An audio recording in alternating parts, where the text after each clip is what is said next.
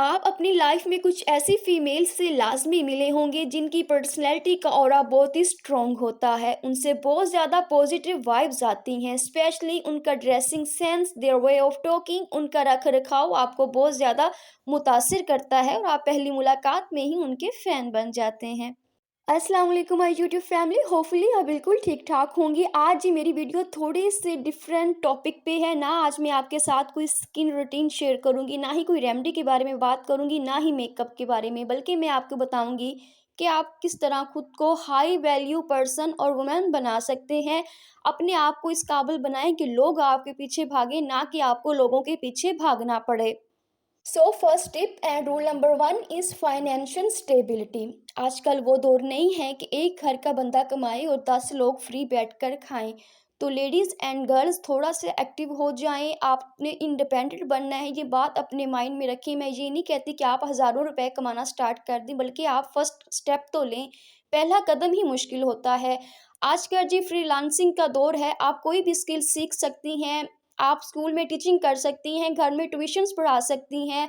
अगर आप ये भी नहीं कर सकती तो आप फ्री हैं, अगर आपको इंटरेस्ट है वीडियोस एडिट करने में तो आप अपना एक यूट्यूब चैनल बना सकती हैं। आप किसी भी टॉपिक पर बना सकती हैं, बहुत सारे टॉपिक्स हैं, लाजमी ज़रूरी नहीं है कि आप अपना चेहरा दिखाएं। आप सिर्फ वॉइस ओवर कर सकती हैं, किसी कुकिंग चैनल को बना लें, मेकअप के बारे में बताएं, किसी प्रोडक्ट्स का जी रिव्यू कर दिया करें। तो इस तरह अगर 1 साल आप दिल लगाकर मेहनत कर लेंगी तो आपका चैनल मोनेटाइज हो जाएगा। उसके बाद आप 15 से 30 हज़ार तक जी घर बैठकर कमा सकती हैं। गर्ल्स जी आपने लाजमी इंडिपेंडेंट होना है। जब आप इंडिपेंडेंट हो जाएंगी तो आपकी बहुत ज़्यादा वैल्यू होगी। लोग आपको बात करने से पहले सोचेंगे, क्योंकि देने वाला हाथ बेहतर होता है फैलाने वाले हाथ से। तो ये अगर आपको मेकअप करना आता है और मेकअप में इंटरेस्ट है तो आपको चाहिए कि थोड़ा सा मेकअप सीख के अपने घर में सैलून बना लें। इस्लाम में भी जी ख़वातीन को बहुत ज़्यादा एम्पावर किया गया है और आपने लाजमी अपने पाँवों पर खड़ा होना है।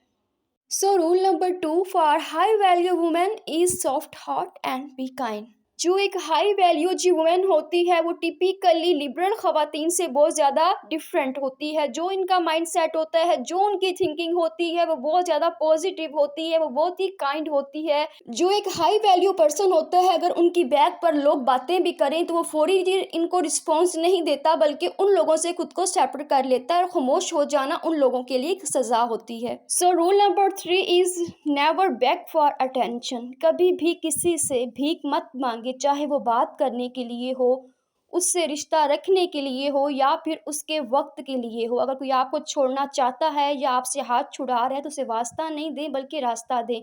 उस इंसान से जो लाजमी खुद को दूर कर लें, चाहे वो आपका कोई लव वन है या फिर आपकी दोस्त है। आप अपनी ज़ात पर इन्वेस्ट करें, अपनी मेंटली पीस के लिए उन लोगों से दूर हो जाएं और खुद को बिजी कर लें, खुद को रिलैक्स रखें किसी और काम में। सो rule number 4 is don't argue. चाहे आपकी किसी इंसान के साथ घर में, ऑफिस, कॉलेज या यूनी में किसी इंसान के साथ लड़ाई हो जाए या फिर इख्तलाफात हो जाएं, तो आपने जी बिल्कुल खामोशी इख्तियार करनी है। अगर आप देख रहे हैं कि लोग आपके खिलाफ बातें कर रहे हैं या फिर इल्ज़ाम लगा रहे हैं, तो आपने चुप हो जाना है और वक़्त को ये इख्तियार देना है कि वो उन लोगों को गलत साबित कर सके या फिर उनको खामोश करवा सके। तो एक चुप वो कहते हैं 100 सुख। लोगों को अपनी खामोशी के साथ खौफ ज़दा करना सीखें। लोग इतने अहम नहीं होते कि आप उनके लिए अपनी जो मेंटली पीस है उसको डिस्ट्रॉय कर दें, उनकी हर बात का जवाब नहीं दें।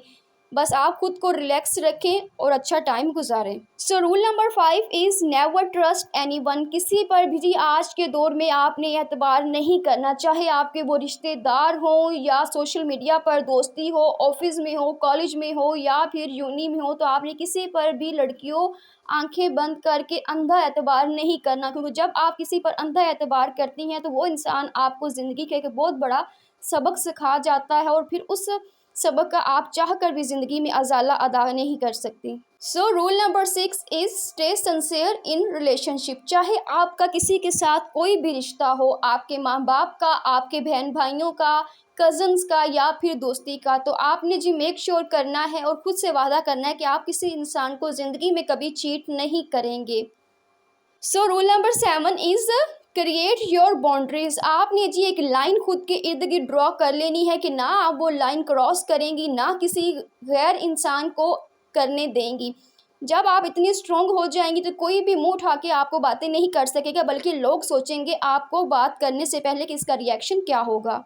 सो rule number 9 is carry yourself elegantly. जी, आपने खुद को बहुत अच्छे तरह से रिप्रेजेंट करना है, कंपोज करना है, और आपने हमेशा एलिगेंट और सोबर नज़र आना है। इसके लिए ज़रूरी नहीं है कि मॉडर्न ट्रेंड्स फैशन को जी आप फॉलो करें, बल्कि आप अपनी ज़ात में खुद एक मुकम्मल इंसान हैं।